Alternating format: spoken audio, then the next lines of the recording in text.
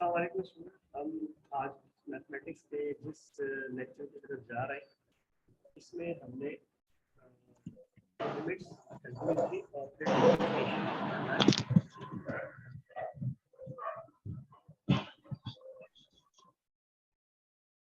और ये हमारे आज के टॉपिक्स हैं पहले सेशन में। उसमें ये बुक का चैप्टर नंबर 15 है। आवाज आ रही है मेरी सबको?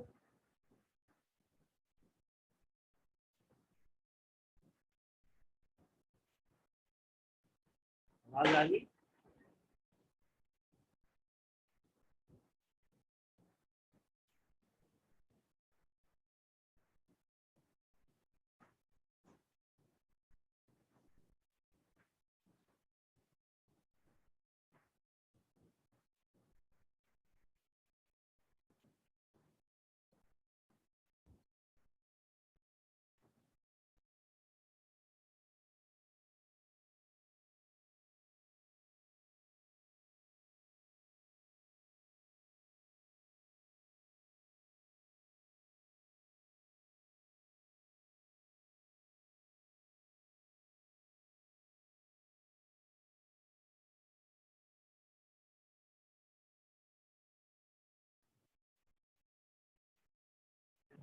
आप सभी जानते हैं बाहर की बात करें तो लाइव सेशन के अंदर या मॉर्निंग जा रहे होते, सभी मॉर्निंग में पढ़ रहे होते हैं, खासतौर पर स्कूल।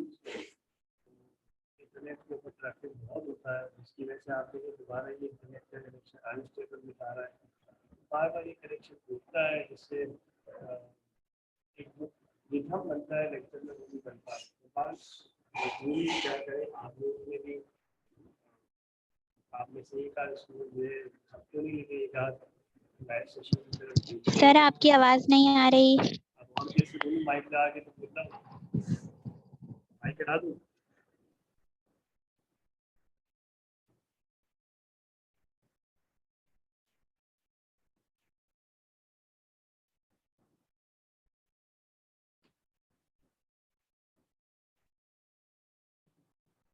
अब आवाज आ रही है?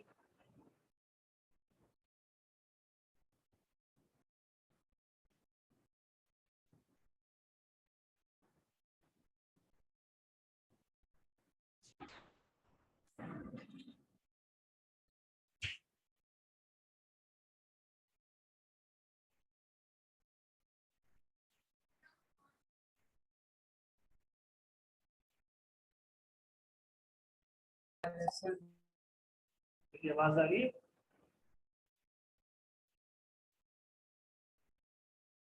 मेरी आवाज आ रही है आपको?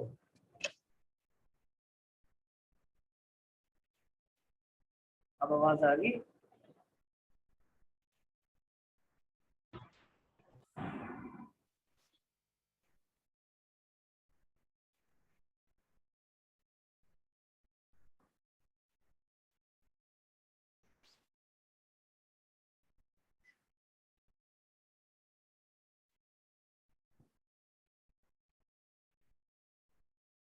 देखिए मैं फिर आपसे कह रहा हूँ कि बार बार हमारा इंटरनेट कनेक्शन जो है वो प्रॉब्लम कर रहा है।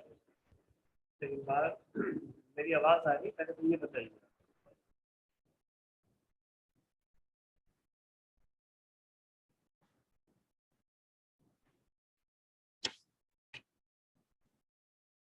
आवाज़ आ रही है मेरी आपको?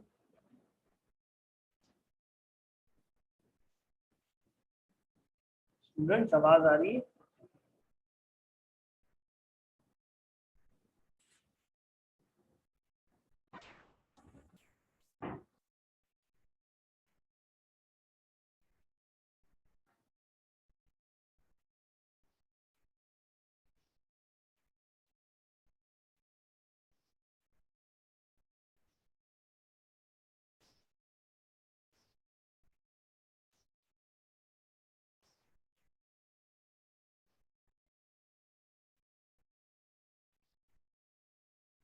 नहीं, तो आज के लेक्चर के हमारे जो ऑब्जेक्टिव्स हैं या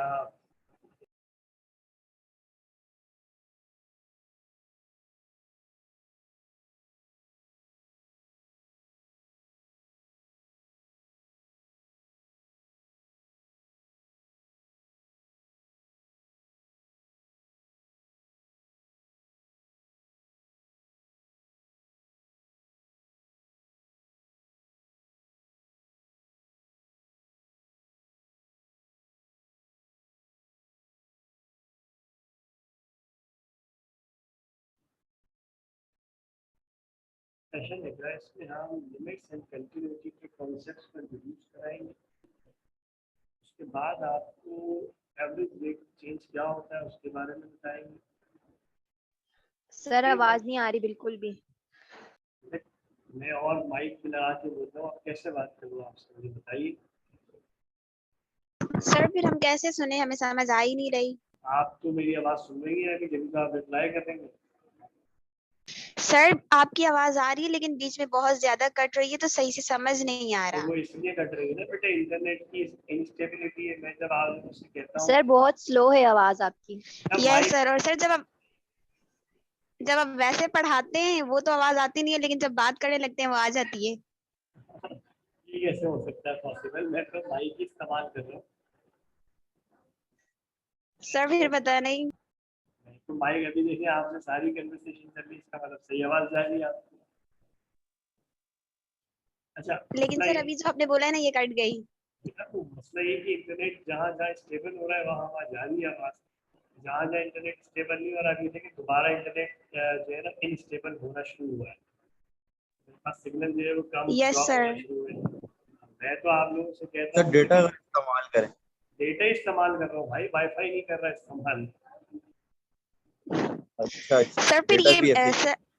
सर ये मैथमेटिक्स है, इसमें जब तक सारा समझ नहीं आएगा तो हम कैसे करेंगे? बीच में आवाज आती है फिर चली जाती है, हमें कुछ समझ ही नहीं आता। क्या ऑनलाइन तो ऐसे ही चलता है ना, आप क्या करें। ऑनलाइन तो अगर ऑनलाइन अगर फिजिकल की तरह हो जाए तो फिर सारे सारी दुनिया जिंदगी भर ऑनलाइन पे ना चली जाए। ऐसी बात है सर या ऑनलाइन। फिर लेक्चर रिकॉर्ड करके भेज दिया करें। जब भेजता हूँ तो आप लोग तकनीक कहते हैं कि लाइव सेशन नहीं है। सर उस सर जो आप लेक्चर रिकॉर्ड करके भेजते हैं ना, उसमें भी यही इश्यूज है। जो ऑनलाइन में आ रहे हैं ना, वहाँ पे भी आवाज क्लियर नहीं है। वहां पर उस वक्त ये इशू नहीं आएगा कि जब मैं रात में लेक्चर रिकॉर्ड करूंगा, क्योंकि उस वक्त स्कूल नहीं चल रहे होते।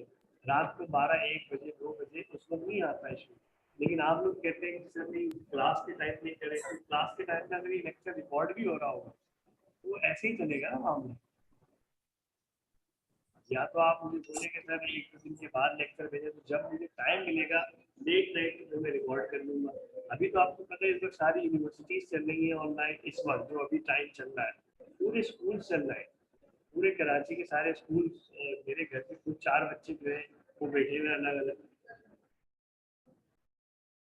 तो मेरे घर के अंदर मैं तो खुद डेटा इस्तेमाल कर रहा होता हूँ। कभी मैं एक सिम का डेटा इस्तेमाल करता हूँ, कभी दूसरी सिम का इस्तेमाल करता हूँ। तो शायद वहाँ से सर वैसे वहाँ आज लास्ट क्लास है ना?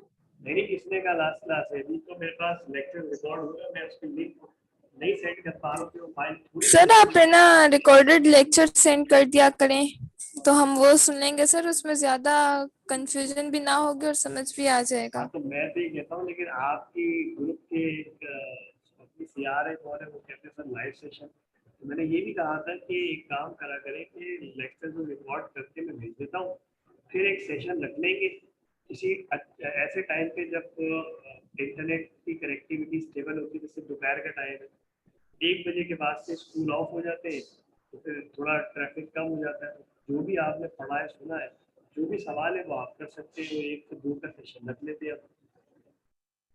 सर यही तो ठीक है, हम तो कब से यही कह रहे हैं। यस सर, ये बिल्कुल ठीक है क्योंकि रिकॉर्डेड लेक्चर आएंगे, पर आप एक ऐसी क्लास रखना जिसमें जिसको जो कंफ्यूजन होगी वो क्वेश्चंस करेंगे, आप हमें जी बता जी जी देना। जी, यही मैं कह रहा था काफी दिनों से। लेकिन आपका एक तो व्हाट्सएप ग्रुप जो है जो आप लोगों ने बनाया हुआ है मैथ्स का, इसका आपके सीआर है तकरीबन 2 3 4, एक तो वो बिल्कुल ही एक्टिव रही है। अभी भी मैं उस ग्रुप पे कॉल कर रहा हूँ कोई उठाइएगा। एक बच्चा आपका बेचारा जो है वो पाबंदी से जो है, नदीम नाम है गालबन, वो पाबंदी से जो है वो मैसेज कर रहे होते हैं। उनके अलावा तो नहीं दिखता मुझे कोई। तो इस वक्त भी देखे ना आपकी क्लास में 40 से ज़्यादा लोग हैं, लेकिन हमारे पास सिर्फ 15 लोग हैं इस वक्त क्लास में। हम 15 लोगों में सिर्फ आवाज़ 2 खवातीन की आ रही। अब मेरी आवाज़ आ रही है आपको? Yes sir. सर अभी आपकी आवाज बिल्कुल ठीक आ रही है। ये सर आ रही है आवाज आपकी। अब मैं सर कंटिन्यू करें आप। ठीक है कंटिन्यू कर लेते। देखिए आप सर माशाल्लाह। आपकी आवाज बहुत दूर से आ रही है। ठीक है मैं कंटिन्यू कर रहा हूँ। ठीक है बच्चों, तो हम जो है वो फिर डेरिवेटिव की कंपटीशन भी करेंगे और उसको इंटरप्रेट भी करेंगे। जो बच्चे प्री इंजीनियरिंग के बैकग्राउंड से हैं ऑब्वियसली उनके लिए ये लेक्चर या ये पूरा सेशन, जिसपे लिमिट्स कंटिन्यूटी है या फिर डेरिवेटिव्स है, उनके लिए तो कोई प्रॉब्लम ही नहीं है। जो बच्चे आईकॉम से आए, कॉमर्स से आए, उनके लिए ऑब्वियसली लर्निंग का एक नया चैप्टर जो है वो खुल रहा है। बिल्कुल एक नया टॉपिक वो पढ़ेंगे जो इससे पहले उन्होंने कभी नहीं पढ़ा। उसके बाद फिर हम आपको डिफरेंशिएशन के रूल्स बताएंगे और फिर हायर ऑर्डर डेरिवेटिव्स और उनकी इंटरप्रिटेशन की तरफ देखी जाएगी आपको। शुरुआत करते हैं जनाब पहले हिस्से से जिसे हम लिमिट्स कहते हैं। Two concepts which are important in the theory of differential and integral calculus are the limit of a function and continuity. देखिए जब हम बात करते हैं कैलकुलस, कैलकुलस एक ब्रांच ऑफ मैथमेटिक्स है।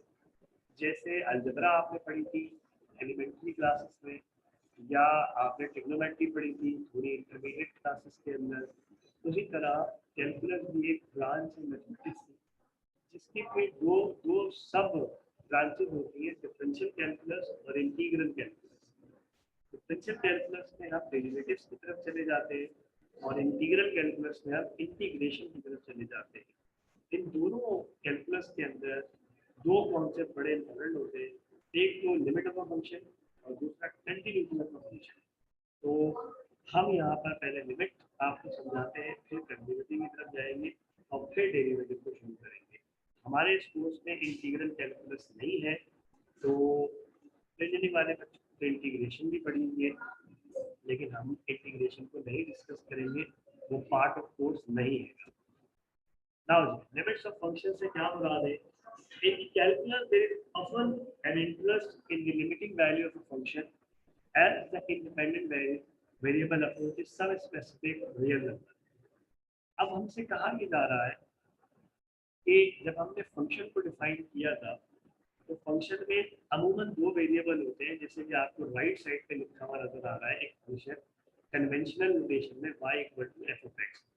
यहाँ इसको हम यूं ही पढ़ते हैं कि y is the function of x। y is the function of x का मतलब ये है कि y depends on x। y depends on x का मतलब जो है y डिपेंडेंट वेरिएबल है और x इंडिपेंडेंट वेरिएबल है, यानी हम x की वैल्यू जो है वो खुद रखवाते हैं, लेकिन फिर फंक्शन हमें y की वैल्यू रिटर्न करता है।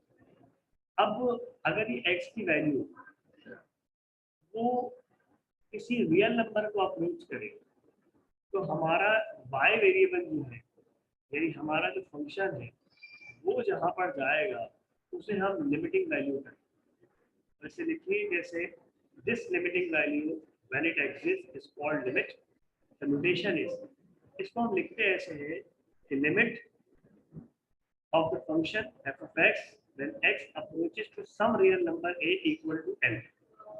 यानी हम ये कह रहे हैं कि जब हमारा इंडिपेंडेंट वेरिएबल किसी नंबर a की तरफ जाएगा, ये a कोई रियल नंबर हो सकता है, माइनस में भी हो सकता है, प्लस में भी, जीरो भी हो सकता है। फर्स्ट करने में इस बार a को जीरो मान, मैं कह रहा हूँ जैसे जैसे मेरा x जो है वो जीरो की तरफ जाएगा, वैसे वैसे मेरा फंक्शन जो है, फंक्शन y जो है वो l की तरफ जाएगा।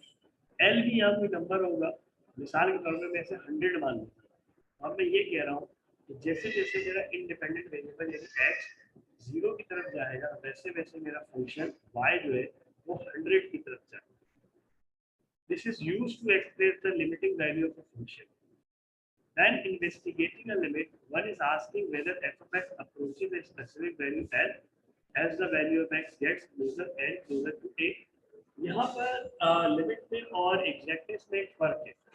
जब आप कहते हैं x इक्वल टू a, तो x इक्वल टू a का मतलब x की वैल्यू एग्जैक्टली a, लेकिन जब आप कहते हैं x अप्रोचेस टू a, इसका मतलब x की वैल्यू एग्जैक्टली a तो नहीं है, लेकिन a के बहुत ज्यादा करीब, बहुत ज्यादा करीब कि हम उसे a मान सकते नहीं। अब वो कह रहा है notation limit x approaches to a, पर देखिए नेगेटिव साइन लगा of f of x represent, इस बात का क्या मतलब है? The limit of f of x as x approaches a from the left hand side. जरा आप मुझे बताइए, जब आप x एक्सिस को ड्रॉ करते हैं तो बीच में एक ओरिजिन आता है जिस पे x जीरो होता है, उस ओरिजिन के लेफ्ट साइड पे x क्या होता है? नेगेटिव होता है। वो यहाँ पे यही कह रहा है कि अगर a यहाँ जीरो है तो जीरो पर आप दो तरह से पहुंच सकते हैं, आप लेफ्ट हैंड साइड से भी पहुंच सकते हैं और राइट हैंड साइड। आप लेफ्ट हैंड साइड से भी जीरो की तरफ जा सकते हैं और राइट हैंड साइड से भी जा सकते हैं। तो अगर तो आप लेफ्ट हैंड साइड से जीरो की तरफ आ रहे हैं तो उस वक्त मैं कहूंगा limit of F of X when X approaches to zero और ऊपर माइनस लगा। उसी तरीके से अगर इसके ऊपर प्लस लिखा हुआ है तो एक्स की वैल्यू पॉजिटिव कहाँ होती है, राइट हैंड साइड में। इसका मतलब है अब आप ये जो ए माना हुआ है, जो मैंने अभी आपको बार बार जीरो कहा है मिसाल के तौर पे, तो जीरो की तरफ आप आ रहे हैं लेकिन एक्स एक्सिस पर पॉजिटिव एक्स एक्सिस की तरफ से आ रहे हैं। तो हम कहेंगे कि जब हम एक्स एक्सिस पर पॉजिटिव एक्स एक्सिस की तरफ से जीरो की तरफ पहुंचेंगे तो हमारा फंक्शन जहाँ जाएगा उसे limit of F of X when X approaches two plus A कहा जाएगा। अभी तीसरा पॉइंट बड़ा इंपॉर्टेंट है। If the value of the function approaches the same number n as it approaches a from either direction, then the limit is equal to n. अब आप अगर इस a पर पॉजिटिव एक्स एक्सिस की तरफ से आए यानी राइट साइड से आए या नेगेटिव एक्स एक्सिस की तरफ से आए यानी लेफ्ट साइड से आए, अगर दोनों ही सूत्रों में हमारा फंक्शन l की तरफ जा रहा है तब हम कहेंगे कि हमारे फंक्शन की जो लिमिट है वो n। लेकिन अगर पॉजिटिव साइड से जा रहे हैं तो वो कहीं और पहुंच रहा है, नेगेटिव साइड से आ रहे हैं तो कहीं और पहुंच रहा है, तो फिर हम नहीं कह सकते कि हमारे फंक्शन की लिमिट n है। इसको मजीद देखें, अगर लिमिट एग्जिस्ट कर रही है हमारे पास तो लाजमी सी बात है एक्स जब आप नेगेटिव साइड से अप्रोच करेंगे यानी लेफ्ट साइड से अप्रोच करेंगे ए को तब भी फंक्शन एल की तरफ जाना चाहिए और पॉजिटिव साइड से करें तब भी एल की तरफ। उस वक्त जब दोनों तरफ से आप एल ही की तरफ जाएंगे तो फिर हम कहते हैं कि जैसे जैसे हमारा इंडिपेंडेंट वेरिएबल ए की तरफ जाएगा फ्रॉम आइदर साइड हमारे फंक्शन की लिमिट एल की तरफ जाएगी। इस बात को यूं भी कहा जा सकता है if the different if the limiting values of f of x are different when x approaches to a from each direction then the function does not approach a limit as x approaches a। ये वही वाली बात है जो मैंने अभी आपसे कही कि अगर दोनों तरफ से अलग अलग लिमिट को जा रहा है तब हम कहेंगे कि जनाब हमारे फंक्शन की जो लिमिट है वो एक में बदल के जा रही है। अब देखिए इस मिसाल से बात और समझ में आएगी। आपसे कह रहा है determine whether the limit when x approaches two of x2 exist और नॉट, क्या इसकी कोई लिमिटिंग वैल्यू एग्जिस्ट करती है जब x हमारा 2 की तरफ जाए। In order to determine the limit of f of x when x approaches to 2 हम क्या करेंगे, let's construct a table of assumed value for x and corresponding values for f of x। एक table बनाएंगे जहां हम कुछ x की values को अज्यूम करेंगे और इस x क्यूब के जरिए हम f ऑफ x निकालेंगे। The following table indicates these values. अब इस टेबल के अंदर आपको कुछ वैल्यूज नजर आएंगी जैसे कि अगली स्लाइड में मैं दिखा। देखिए अगर आपको 2 की तरफ जाना है, ये देखिए नंबर लाइन है, तो 2 की तरफ आप लेफ्ट से भी जा सकते हैं और 2 की तरफ आप राइट से भी आ सकते हैं। लेफ्ट से जाने का मतलब यानी कि -2 -1 फिर 0 फिर +1 फिर 2 और राइट साइड से आने का मतलब है 10 9 8 7 6 5 4 3 एंड देन फिर 2। अगर आप इस x इक्वल टू 2 आ रहे हैं फ्रॉम लेफ्ट से आ रहे हैं तो x की वैल्यू 1 भी आएगी, फिर 1.5 भी आएगी, फिर 1.9 भी आएगी, 1.95 भी आएगी। तो आप देखिए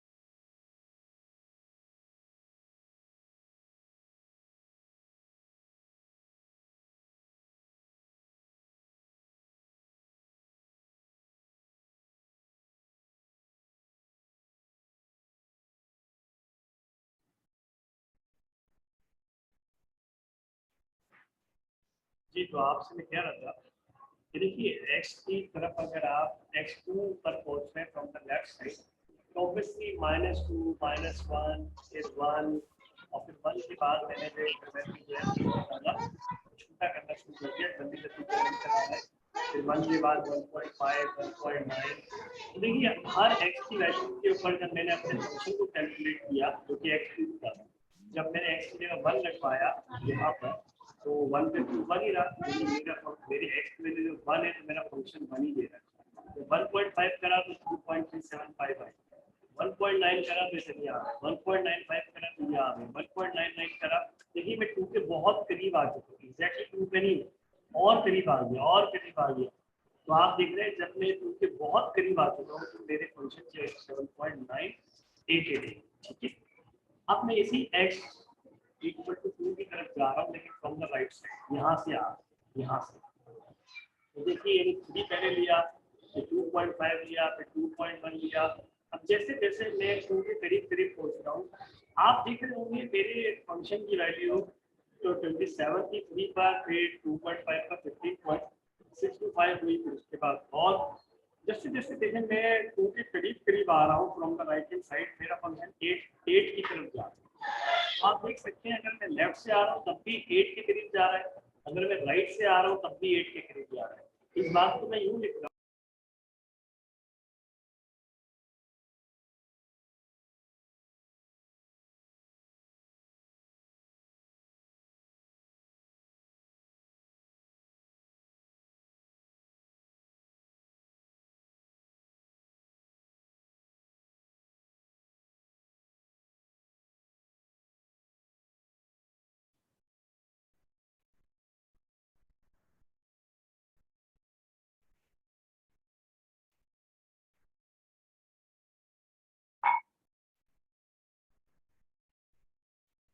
जी तो आपने देखा होगा